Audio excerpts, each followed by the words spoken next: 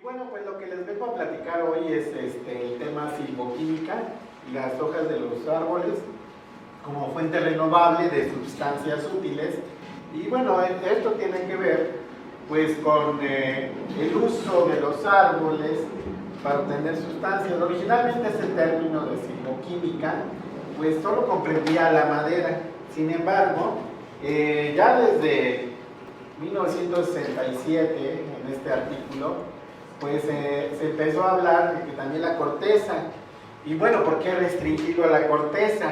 Pues también puede, las hojas también tienen sustancias útiles. Y esto cada vez es más interesante e importante porque los materiales celulósicos y bicelulósicos en general pues están volviendo una fuente de productos útiles, tal vez el más conocido, el etanol, sobre los cuales pues, pueden servir como bloques o unidades para construir otras sustancias. Y pues se puede hablar ya también de biorefinerías y de todos procesos químicos, no solo la petroquímica, sino el uso de estos materiales para obtener sustancias útiles. Entonces, pues podemos hablar de la silvoquímica como la química de los árboles, extendiendo el concepto ya no solo de la madera, sino también a las hojas. Bueno, pero primero hay que recordar que los árboles pues, son los organismos de mayor tamaño. Por ejemplo, esta secuoya, General Sherman, de California, pues mide hasta 83 metros de altura. Y bueno, en nuestro caso, el árbol del Tule, pues 54 metros de perímetro. Entonces, si no es el más alto, pero sí el más anchito. Y algunos árboles pues llegan a vivir pues cantidades de años muy impresionantes, como este Pinus longeva de 4.700 años. Entonces, pues una edad de 100, 200, 300 años, pues no es extraño para un árbol.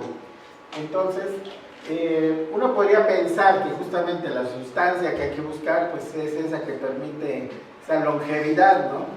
Entonces, ¿qué les da esa característica a los árboles? Pues de tener llegar a esas edades.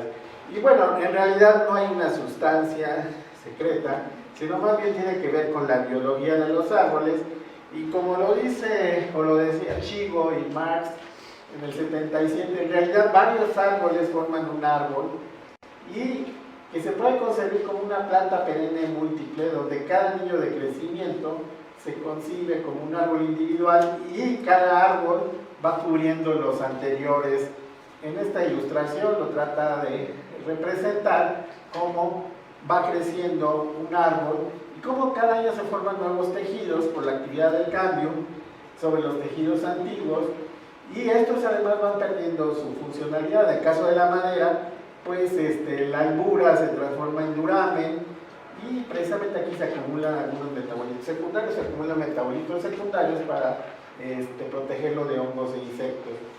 Y como se va acumulando esto, pues en realidad pues llegan a ser pues los organismos de mayor tamaño y del planeta.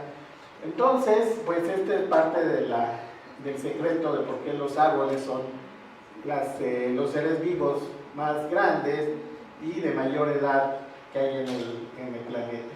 Y bueno, también tenemos que pues todos los que son los bosques y selvas, pues son originalmente se veían como fuente de productos forestales maderables. La madera, digamos, es el producto más interesante, pero cada vez cobran más importancia los productos no maderables y también los servicios ecosistémicos que proporcionan los bosques y selvas, como es el agua, la captura de dióxido de carbono, en fin, una serie de servicios ambientales que son muy importantes. Y bueno, pues como ustedes saben, más aquí en el Colpos, que tienen un programa relacionado con bosques, pues los árboles se pueden cultivar, entonces hay silvicultura, y esta disciplina sobre todo surgió por la necesidad de tener una producción sostenible, continua de madera. Sin embargo, pues precisamente por la biología de los árboles, pues se requieren tiempos hasta hasta cierto punto largos, o más bien largos para lo que es la vida de un ser humano, 25, 50, 100, 200 años o más. Y claro, pues los silvicultores lo han resuelto. Una de las formas de resolverlo es mediante la creación de rodalizar áreas forestales y entonces ir entrando con en diferentes tiempos a cada área y luego finalmente volver a regresar a la primera área que fue intervenida. Bueno, aquí que les vengo a platicar eso, pues aquí hay todo un programa al respecto, pero digamos esa es un poco la idea. Que esto requiere tiempos y esperar y además superficies grandes. Y si vemos el panorama en México de nuestras áreas naturales o lo que fueron áreas naturales, por ejemplo en este caso la Sierra de Santa Marta en los Tuxtlas, donde esto estaba cubierto por selva alta y bueno, cambió el uso del suelo para la ganadería y también en este caso Taquiumango, para la agricultura, como el tabaco, caña de azúcar. Entonces hay una transformación en el uso de la tierra y también que en este caso en la zona de los Tuxtlas fueron dotados campesinos con estas tierras hacia 1950 y entonces empieza el desmonte, pero son superficies pequeñas. Y el concepto de silvicultura pues generalmente requiere superficies grandes donde puedan dejarse, digamos, creciendo los árboles durante un tiempo y luego regresar a ellas para explotarlas. Es por eso que se plantea la idea de la silvoquímica, pero el aprovechamiento de las hojas de los árboles, porque estas podrían ser cosechadas o pueden ser cosechadas periódicamente, digamos una vez o incluso más veces al año, de tal forma como un campesino pues siembra y cosecha anualmente. Entonces, ¿cómo incentivar que permanezcan los bosques o las selvas y toda su diversidad vegetal y animal? Pues mediante este tipo de explotación, con una peluquería de árboles, y se puede aprovechar entonces las hojas y ya no solo concebir a los árboles como madera. Aparte, claro, está los frutos, que en este caso pues también tienen un valor bastante bueno y que permitiría la vida y la actividad económica de los campesinos. Y esta sería digamos, una forma más o menos nueva. Entonces, por eso es la silvoquímica de las hojas de los árboles como fuente renovable de sustancias útiles, porque continuamente están generando hojas. Y entonces hay un aprovechamiento periódico en un menor tiempo, digamos, puede ser cosechas anuales o una o varias veces, todo depende de la tasa de renovación de las hojas del árbol y que sea renovable. Y algunos ejemplos, bueno, históricamente en México, la guayaba, como vamos a ver, que eso no son nuestras investigaciones, y otras dos que sí son de nuestros trabajos, Calophyllum brasiliense, un árbol tropical de las selvas altas de México, y Lycea glaucens, el laurel mexicano, de bosques mesófilos y bosques templados, pino, encino, e incluso, vamos a ver, aves. Entonces, para empezar un poco con la historia, pues Cirium guajava, pues está en el Códice de la Cruz Badiano, Olivellus medicinalibus indorum nervis, que fue escrito en 1552 y está mencionado como Xaxocotl, y las hojas se usan para la preparación para combatir la disentería. Entonces, desde el siglo XVI y hasta la actualidad, las hojas se han usado contra padecimientos gastrointestinales. Y esto llevó a un grupo de investigadores que fueron del IMSS, que fueron dirigidos por el doctor Javier Lozoya, a desarrollar un fitomedicamento, es decir, un extracto estandarizado. No es la sustancia activa, sino un extracto, ahí vienen todas las sustancias activas. Desarrollar este fitomedicamento y que actualmente está en las farmacias y seguramente lo habrán visto en la televisión. Ahora, bueno, para algunas personas es controvertido si este desarrollo, que fue básicamente financiado por el IMSS y que acabó en una empresa farmacéutica, pues bueno, y haciendo negocio, pero bueno, como dice el doctor Lozoya, dice, bueno, yo tengo un producto que sí se está usando, y para eso, pues bueno, si se tuvo que, realmente lo pudo haber hecho el IMSS, pero como el IMSS se decía en ese momento, no estamos para hacer medicamentos, sino para comprarlos. Hoy los tiempos son diferentes. Hoy el presidente está peleando con las farmacéuticas y a lo mejor sí le interesaría todo este tipo de desarrollos que los científicos mexicanos generan, y entonces, y con un enfoque social. Entonces hoy día se están cultivando, hay plantaciones de guayaba en Veracruz para obtener hojas de calidad farmacéutica para elaborar el QG5, algo donde intervino la Universidad Veracruzana. Y bueno, pues también se pueden obtener los frutos, ¿no? Pero con el objetivo de generar hojas para generar este fármaco. Los principios activos pues son flavonoles y glicosilados, tienen un azúcar pegado al esqueleto del flavonoide, y bueno, pues son algunos de los trabajos desde el año 2002, en fin, el cultivo que se hizo en la Universidad Veracruzana, y terminó en la Universidad Veracruzana, y en fin, ahora otros investigadores que ya no son mexicanos, pues les ha interesado la guayaba para estos propósitos.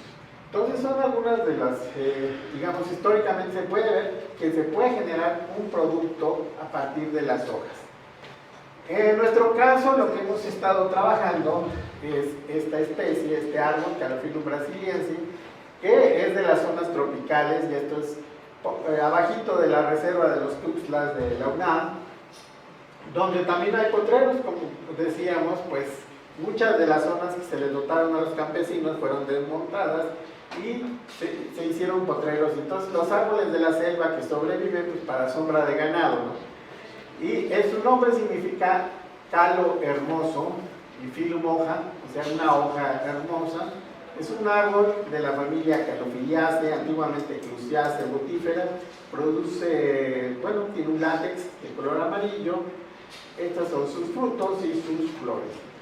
Entonces, este árbol puede llegar a medir hasta 40 metros y se distribuye desde Brasil hasta México, de México hasta Brasil, como ustedes gusten. Tiene una madera que es también muy apreciada, tiene un valor como tal, y principalmente que crece en selvas tropicales húmedas, selvas altas perennifolias, pero también medianas, y en fin. Y algunas veces se han usado para repoblación forestal, como en el caso de Cuba, donde incluso se emitió un timbre. Entonces, en México se le conoce como barín, bueno, es uno de los nombres más usados. En Colombia como leche María o María, y en Brasil jacareuba. Entonces, pues es un árbol con una amplia distribución geográfica en América.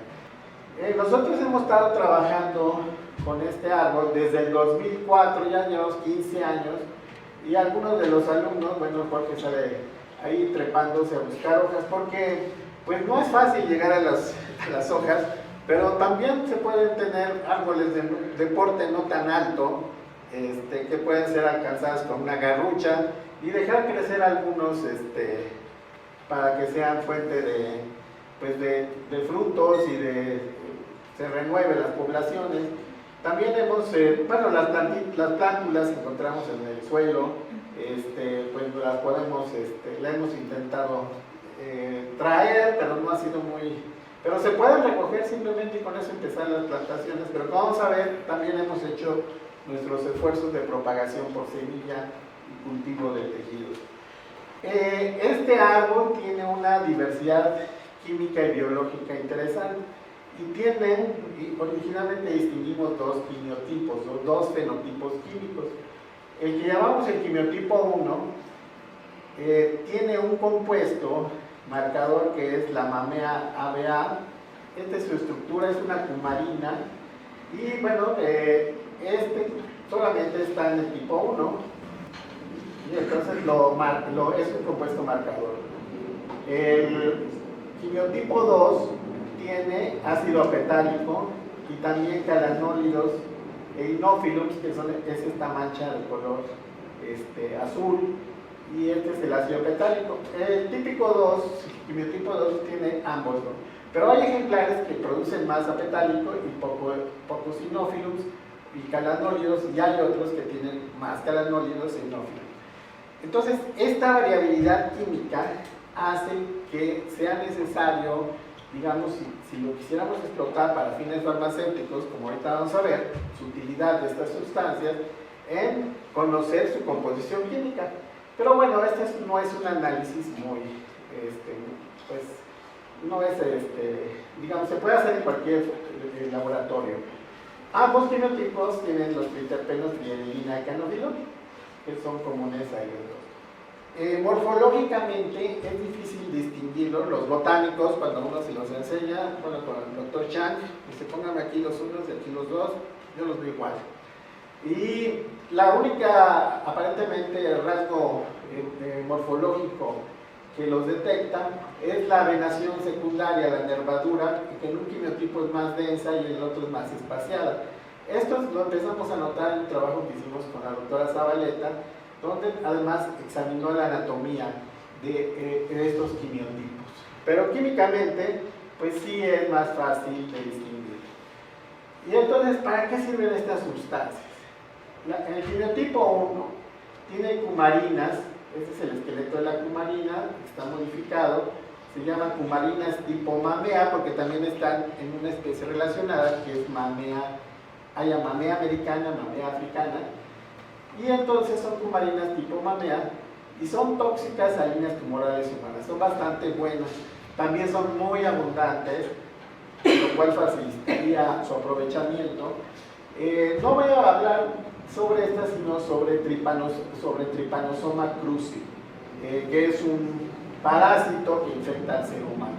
Entonces, y luego veremos otras de las sustancias. Entonces, el Trypanosoma cruzi, pues es un parásito que es transmitido por un insecto, por un vector. Le gusta picar en los párpados y entonces luego se ve este signo de cuando picó un criatómido, en la noche le picó al niño, y entonces se ve este signo de romaña. La enfermedad de Chagas puede permanecer silente durante mucho tiempo, 10 años, y después se manifiesta como un agrandamiento de los órganos, ya sea del hígado, del corazón, sobre todo el corazón, del intestino. Y bueno, es una enfermedad de zonas tropicales, pero se está difundiendo hacia zonas de clima más frío. En nuestro caso, pues hemos encontrado, por ejemplo, que esta cumarina, la mamea BA, que está aquí, pues tiene buena actividad contra las dos formas, epimastigote, el tripomastigote del insecto, porque la biología de este parásito es muy compleja. Viene en una forma dentro del insecto y cuando pasa al ser humano se transforma en otra forma. Entonces, evaluamos tanto su actividad contra epimastigotes y tripomastigotes y también su toxicidad a linfocitos humanos para encontrar su índice de selectividad. Es decir, pues qué tan tóxico puede ser o qué tan seguro puede ser. Entre mayor sea este valor, pues es mejor. Entonces, este es un compuesto bastante interesante que podría ser explotado por su abundancia de las hojas del quimiotipo 1. Pero además también contiene otras sustancias relacionadas que también son activas y algunas no son o son poco activas, sobre todo las que están ciclizadas en este sustituyente. Pero de todo, esta sustancia precipita fácilmente del extracto hexánico o se podría usar la mezcla del extracto para un fitomedicamento para el mal de Chagas. También hay problemas con los medicamentos actuales porque las farmacéuticas no están muy interesadas en obtener medicamentos para esta enfermedad. Es una enfermedad de la pobreza, entonces sería una de las cosas que se podría atacar desde México. En el caso del quimiotipo 2, tiene dos tipos de sustancias interesantes. Por un lado, otras cumarinas, pero tetracíclicas, que tienen estos anillos pirano, por eso son dipirano-cumarinas tetracíclicas, y que son inhibidoras de la transcriptasa reversa del virus de inmunodeficiencia humana tipo 1, y también son activas contra el Mycobacterium tuberculosis. La sustancia más potente es el calanolidoa. Esto originalmente fue descubierto hacia 1992 en una especie de Calophyllum, pero de Asia. Y eso nos interesó estudiar las hojas del Calophyllum brasiliense de México. Entonces, lo que encontramos fue que también el quimiotipo 2 del Calophyllum brasiliense de México tiene estas sustancias. No descubrimos algo nuevo, pero sí descubrimos las sustancias que antes habían sido reportadas para otra especie de Calophyllum de Asia, del sureste asiático, y tiene actividad sobre la transcriptasa reversa del virus de inmunodeficiencia humana. Entonces, digamos, teníamos el recurso. Ahora, como ven, bueno, este trabajo ya tiene sus añitos, y en esa época, esta fue la sustancia, o era la sustancia natural más importante para el desarrollo de algún medicamento anti-VIH. Esto originalmente, también en el 92 lo empezó el Instituto Nacional del Cáncer de los Estados Unidos, y fundaron una compañía que se llamaba Sarawak Pharmaceuticals. Entonces, en cierta forma veíamos, y lo patentaron, pues bueno, pues vamos como en la colita de la ola, pero también era una gran ventaja, porque desarrollar un fármaco está en el orden de $2,000 millones. Entonces, es una inversión demasiado fuerte. Ahora, ¿qué tanto se requiere esa cantidad de dinero, o está inflada? Creemos que está inflada, porque sí se puede desarrollar medicamentos con menor cantidad de dinero, pero ahorita no es el tema de la conferencia. Sin embargo, por ejemplo, todo lo que eran las pruebas clínicas, todos los estudios que se requieren, en cierta forma nos ahorraba el trabajo el hecho de que una compañía lo estuviera haciendo. Sobre todo porque no lo habían logrado llevar a las farmacias, y entonces todos esos estudios pues, nos servían. En cierta forma aprovechábamos lo que otros estaban haciendo. Y de hecho, pues se les vencieron las patentes y no ha llegado a la práctica clínica. ¿Qué pasó? Pues se quedó en la fase 2 con voluntarios ya VIH positivos. También se había probado en voluntarios VIH negativos, viendo que tenía buenas características, y la compañía desapareció. Es todo un tema de investigar, pero no tenemos tiempo de investigar qué pasó, dónde están los archivos, dónde está todo ese conocimiento que seguramente se generó. Entonces, pues nos hemos quedado un poquito ahí en pausa, porque no sabemos qué pasó, empezando por la compañía, que ya no existe. Y bueno, pues sin embargo el recurso, ahora sabemos que también existe en Calophyllum brasiliense de México, no solo en el de Malasia, y entonces eventualmente podría ser aprovechable. Estas sustancias no son muy abundantes, sin embargo, sí encontramos que hay material genético en México importante, porque produce estos ejemplares. Tenemos localizada la zona de Veracruz, donde pues son importantes porque producen muchas de estas sustancias y casi no de las otras. Entonces el trabajo de purificación es más simple, o se puede desarrollar nuevamente un extracto estandarizado. Sin embargo, también hay muchas dificultades en ensayar en seres humanos. Las pruebas clínicas pues son complicadas, requieren comités de ética muy estrictos, y tal vez sea mejor pues desarrollar un medicamento para virus de inmunodeficiencia felina, que también los gatitos sufren de inmunodeficiencia. Pero bueno, ese nada más es una idea, en realidad, pero hasta ahí nos hemos quedado con esos estudios. También una ventaja es que es activo contra Mycobacterium tuberculosis, y la tuberculosis está muy asociada con VIH, es una enfermedad reemergente, entonces digamos se pueden matar dos pájaros con la misma pedrada. Pero hasta ahí llevamos el trabajo con este quimiotipo 2. También tiene el compuesto más abundante, es una cromanona, el ácido petálico, que también es activo contra el Mycobacterium tuberculosis. Entonces puede proporcionar dos sustancias interesantes.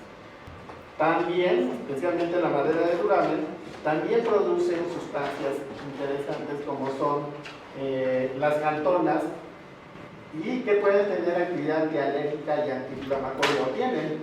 Entonces, esto lo hemos estado trabajando con un alumno, Jorge Castillo Arellano. Entonces, esta es una célula cebada que tiene, cuando hay un proceso alérgico, se desgranula. Aquí ven los granulitos, tienen sus granulitos. Y entonces, este proceso de desgranulación es lo que causa la reacción alérgica. La jacarehueína puede impedir el proceso de desgranulación, y en el caso, por ejemplo, de este ratón, donde se hace una reacción alérgica, vean la oreja izquierda que está en azul. Entonces, si se administra el fármaco o esta sustancia a cantidades mayores, por ejemplo, a esta concentración de 33.3 miligramos por kilogramo de jacarehueína, entonces baja bastante la respuesta alergénica. Entonces, estos resultados, que fueron parte de la tesis de Jorge, pues ha permitido solicitar una patente. Y bueno, pues el mecanismo de acción es bastante original, porque todos los antialérgicos, digamos, no previenen este proceso, sino están más adelante. Entonces, es un mecanismo de acción muy original, y bueno, esperemos a ver qué pasa con la patente. Entonces, la madera también puede dar sustancias muy interesantes, y probablemente tendría más valor extraerlas que pues usarlas como, pues no sé, para la carpintería o adorno. En todo caso, pues es el potencial que pueden tener o que puede tener este árbol tropical. Hemos estudiado qué tan abundantes son el quimiotipo 1, que es el rojito, es el menos abundante en México, y el 2, que tiene las sustancias anti-VIH, pues está bastante distribuido. Y también encontramos uno que parecía un poco particular, que era el quimiotipo 3, especialmente en Chiapas. Hoy día sabemos que tiene las mismas sustancias que el quimiotipo 2, pero en menor cantidad. Entonces hay una diversidad en cuanto al tipo de sustancias que producen en las hojas. Otra vez la cromatografía, quimiotipo 1 con la mamea, quimiotipo 2 con el ácido petálico. Entonces, esto requiere, digamos, en caso de pensar en plantaciones, pues de selección de materia genética. Con la doctora Zabaleta hemos hecho algunos estudios sobre las diferencias anatómicas entre el quimiotipo 1, 2 y 3. Pues es bastante complejo, así que nada más lo muestro, pero sí encuentra que hay diferencias a nivel anatómico y morfológico. Solo la nervadura es digamos, lo que pudiera estar cambiando. Esto nos indica tal vez que está en un proceso de cambio o de rápida evolución esta especie, separándose tal vez. También hemos hecho la germinación de semillas de esta especie, todas las que colectamos, son las que teníamos en invernadero, y porque precisamente lo que nos interesaba también era la propagación. Algunos otros alumnos pues le creen mucho al cultivo del tejido, yo en particular soy un poco escéptico, pero bueno, por lo menos para la producción de sustancias, porque se pensaba que si se podía lograr el cultivo del tejido y usarlos como células en reactores, pues se podría cosechar, ¿no? Entonces ha sido bastante difícil, pero bueno, luego hay alumnos que les interesa y dicen, órale pues. Entonces, ¿qué es lo que han encontrado? Pues callo que no produce las sustancias, entonces por eso yo soy escéptico. Se necesita la diferenciación de los tejidos, pero bueno, o sea, hay que intentarlo, quién sabe, una de esas se logra, ¿no? Entonces hemos hecho esto. Otra cosa que nos ha interesado pues es precisamente el aprovechamiento sustentable que iniciamos con este árbol, bueno, de nuestros cultivos a tener un árbol de esta altura, pues cuánto tiempo pasó, ¿no? Luz, CO2, agua, en fin, ¿no? Pero esto se puede calcular, digamos, el rendimiento. Esto se hizo con 2 alumnas de economía. La historia es media curiosa a veces porque pues, una de ellas era novia de uno de los chicos del laboratorio y de tanto estar yendo ahí preguntando qué hacen aquí y ya se les explicó. Acabaron haciendo la tesis, pero es muy importante esa interacción con otras disciplinas, porque ¿cómo pongo a propagar que hay que sembrar árboles y no sé qué? Y el señor me va a decir, mato mis vacas y la hora de que vivo. Entonces habría que hacer un ejercicio al menos teórico de cuánto se podría aprovechar. Y estas chicas hicieron alometría, que es un procedimiento biológico en una tesis de economía, pero para determinar qué tanto se puede cosechar de las hojas de los árboles, cuánto se podría cosechar cada año, ponerle un precio hipotético con base en el precio de las plantas en el mercado de Sonora y calcular índices de costo-beneficio. En este caso el precio es hipotético porque no se vende, pero digamos con el precio que escogieron teníamos un rendimiento de 52 centavos por cada peso que invertían, ¿no? Y hacen lo que hacen los economistas, números, y entonces esta tesis pues les fue bien porque ganaron un premio en Semarnat sobre tesis sobre estos temas. Y entonces, pero es algo que creo que se tiene que seguir haciendo, o sea, se necesita la colaboración de varias disciplinas para poder llegar a un punto. El problema principal es que lo que estábamos planeando, no ocurrió, no planeando, sino esperando, que era que el medicamento entrara al mercado por síntesis, en el caso del Instituto Nacional del Cáncer, y entonces nosotros colgarnos, literalmente decir, pues vamos a plantear el aprovechamiento sustentable de este árbol, pero no ocurrió. Entonces no hay mercado, entonces todo se cayó, como el cuento de la lechera. Entonces, pero en eso nos topamos con otro árbol, que es el laurel mexicano. Entonces, el laurel mexicano pues está, como ustedes saben, en el escudo nacional y también está en el himno nacional. Es un laurel para ti de victoria. Entonces, pero una cuestión al margen es, ¿por qué está en el escudo? Bueno, porque el laurel siempre ha sido un símbolo de honor, triunfo, reconocimiento, pero se refería sobre todo al laurel europeo, que es Laurus nobilis, y el mexicano es Lycea glaucensens, o uno de ellos. Entonces, internacionalmente se le conoce como Bay Laurel y se usa para cocinar, en medicina, en los Juegos Olímpicos. Una corona de hojas de laurel se le ponía a un atleta y luego ya los emperadores también se colgaron una corona de hojas de laurel. En fin, ¿y de dónde viene todo esto?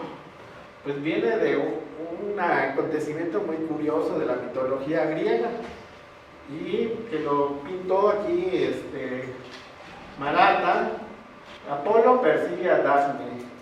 Y aquí está el dios Apolo, aquí está que seguramente ya reconocieron, que es Cupido. Y todo esto surge porque una vez se encuentra Apolo a Cupido y entonces se echa así, mira así, y le dice, ay, ese ridículo arco que tienes.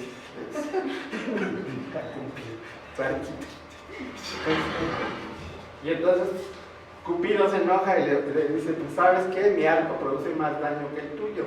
Y para demostrarlo le lanza una flecha de oro a Apolo, y en ese momento iba pasando Dafne y se queda enamorado de Dafne. Y a Dafne le dispara una flecha de plomo, que es de desprecio. Entonces eso pues no podía funcionar. Apolo, por más que insistía, nada, ¿no? Y perseguirla. Y entonces, pues la empieza a perseguir, pero es un caso de acoso. Entonces, ya cuando está a punto de alcanzarla, Dafne le pide ayuda a tu padre, el dios Peneo, que era el dios de un río, y entonces el dios, con estas cosas muy griegas, pues, la transforma en árbol. Y cuando llega Apolo, pues, abraza un tronco. Y entonces Apolo dice, ya que no serás mía, pues las hojas de laurel siempre serán mi símbolo, mi reconocimiento, y siempre las llevaré conmigo, ¿no? Y de ahí se volvió un árbol importante en Europa para todo este tipo de reconocimientos, y es el árbol de Apolo, ¿no? Entonces, bueno, pues por eso fue a dar al escudo nacional. Entonces, pero bueno, también es un elemento importante. En todo caso, en México, pues tenemos Lycea clausense, que es de la familia Lauraceae. Pues es un árbol pequeño y se cultiva en huertos familiares o es silvestre, y es uno de los productos forestales no maderables más importantes de México. El de mayor volumen es la tierra del monte, se vende mucha tierra del monte, pero también, bueno, las hojas de laurel que aprovechan mucho. Este es un trabajo que hicimos con justamente el economista sobre el aprovechamiento de productos forestales no maderables de México, y esta es la zona donde empezamos a ir de colecta en Veracruz con, ahorita se me escapa el nombre de la señora, pero como muchos pobladores en su traspatio, en su huerto familiar, tiene árboles de laurel que nos abastecían, y pues podíamos usarlos para nuestros estudios. Las hojas de laurel pues son muy apreciadas en la cocina, vienen en los estos hierbas de olor, y pues esto es en la central de abastos, esto es en el supermercado del Pelícano, no digo la marca, ya se imaginarán. Y pues se usa en platillos que probablemente son, pues ya diríamos, son mestizos, porque el pescado, el bacalao de la veracruzana lleva cosas como aceitunas, muy europeas, alcaparras, bueno, chiles sí son mexicanos, jitomates, sí. En fin, es más bien un platillo mestizo, y probablemente pues no es tan raro porque esté en Veracruz, porque pues, por ahí llegaban todos los insumos de Europa, ¿no? En 2019, 8 gramos de hojas de laurel estaban en $29.90 el kilo, ya empacadas. No puse la foto porque no la encontré, pero esto implica que un kilo está como en 3,700 pesos. O sea, esto es tan caro como las papas fritas, ¿no? Porque cuando compran una bolsita de papas fritas, por unos cuantos gramos están pagando una cantidad de dinero impresionante, ¿no?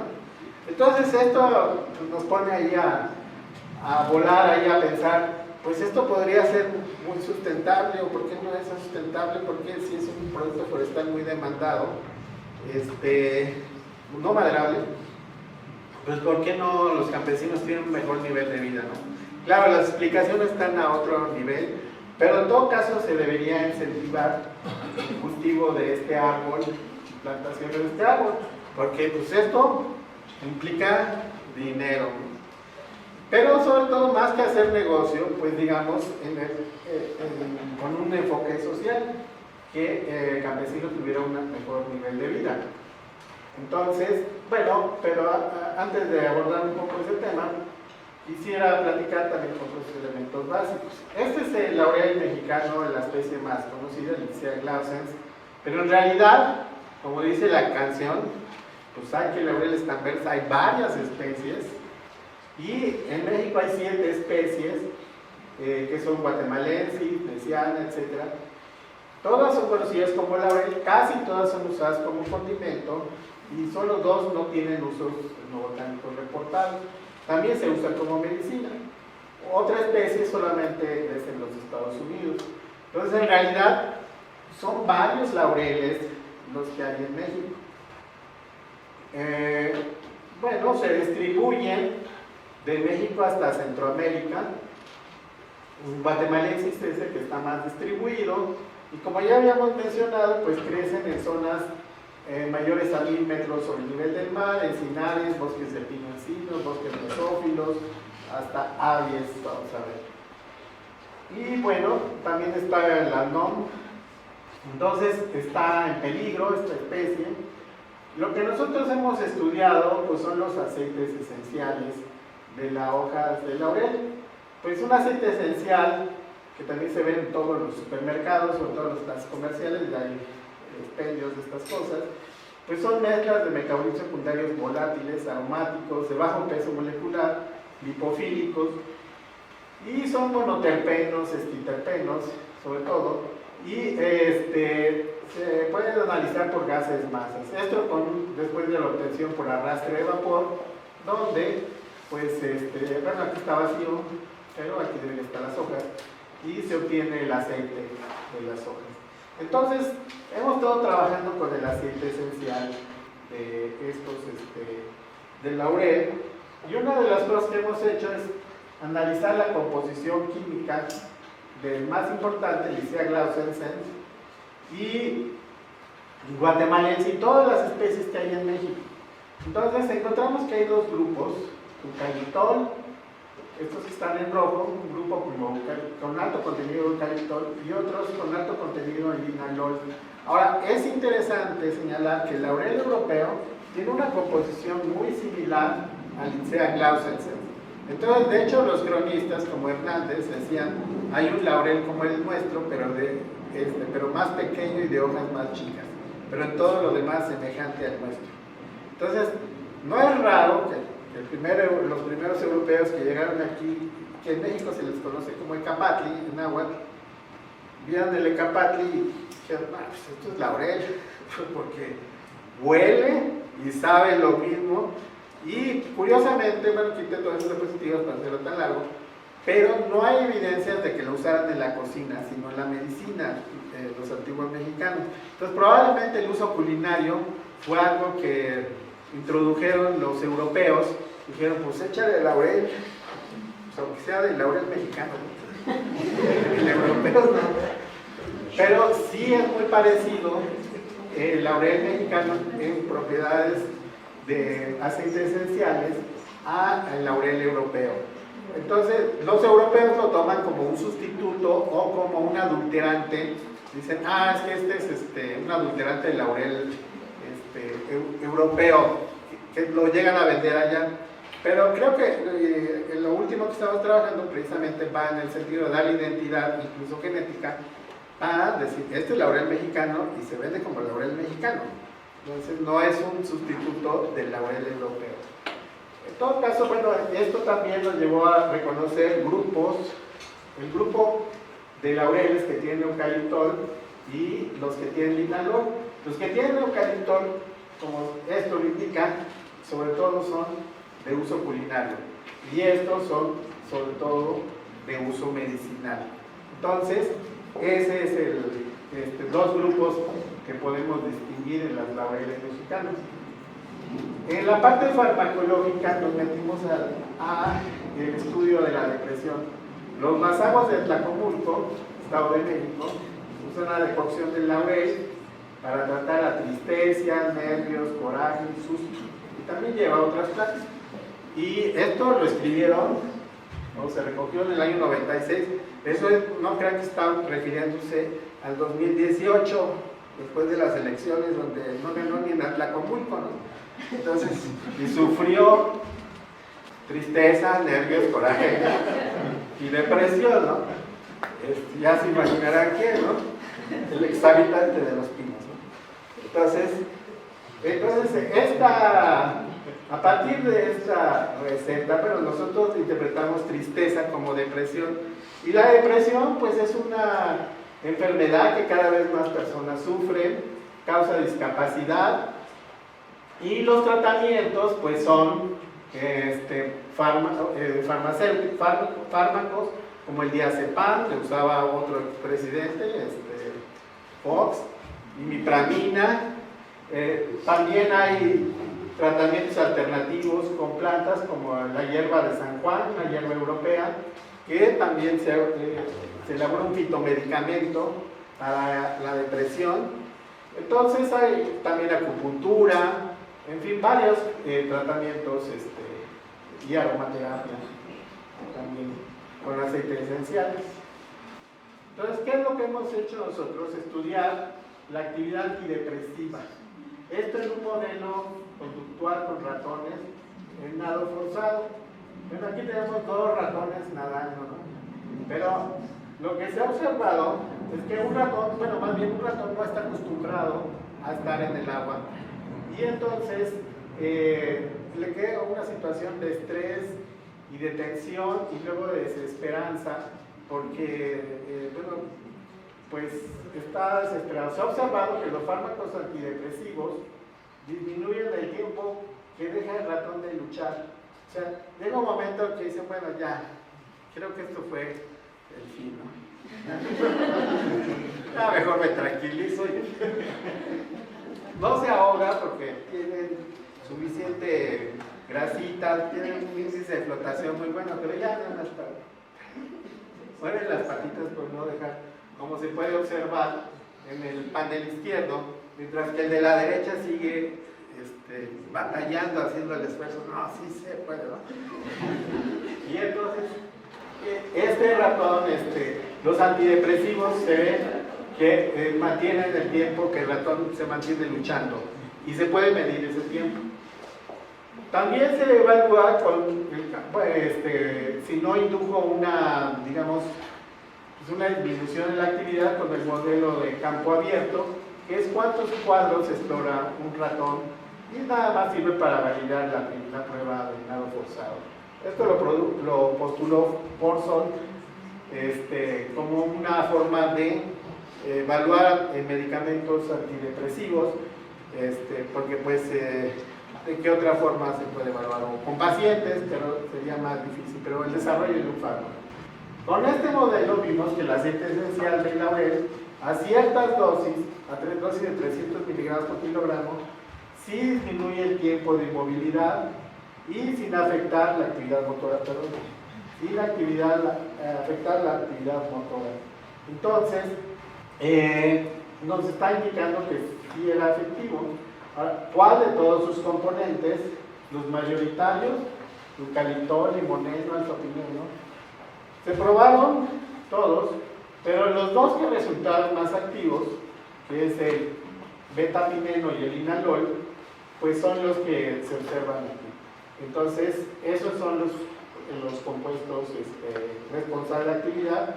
Todo esto se reportó. Estos trabajos son en colaboración con del laboratorio, la doctora Silvia Laura Guzmán, mi exalumna Rocío Gómez, donde pues se reportó como principios activos el betapineno y el inalol del aceite esencial de laurel. Y también pues se ha seguido investigando sobre mecanismos.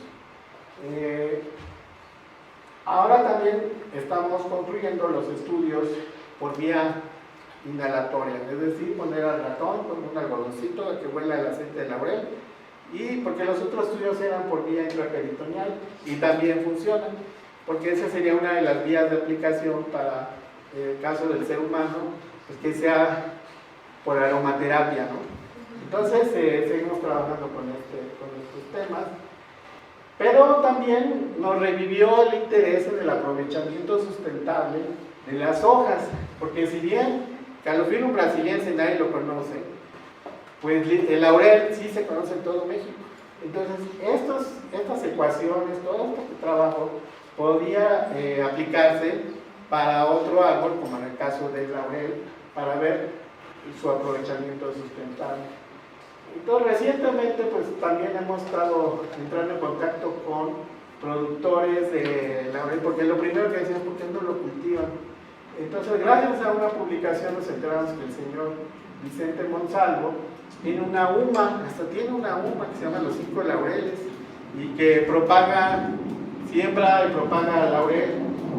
Aquí están sus laurelitos que él ha sembrado a lo largo del tiempo, estos de su plantación en el estado de Hidalgo.